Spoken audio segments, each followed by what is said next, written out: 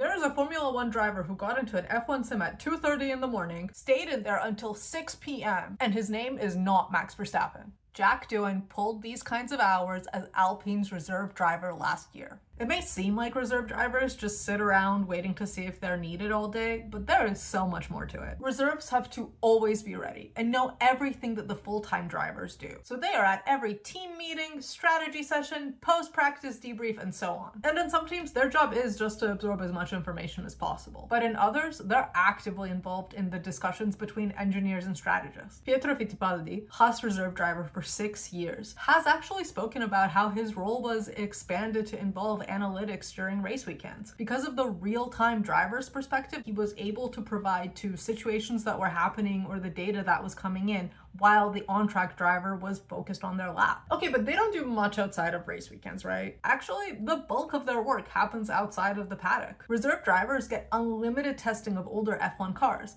and this helps them stay sharp and ready in case they need to jump in at a moment's notice. And leading up to a race, they're in the simulator, getting familiar with the track, but also helping the engineers nail down a basic setup for the whole weekend. Those are the 16-hour days that Jack Doohan was pulling in the sim. It's hundreds of hours and thousands of laps each season. And of course, if someone gets injured or sick, they actually gotta drive during the F1 weekends themselves. And that's most of what an F1 reserve driver does.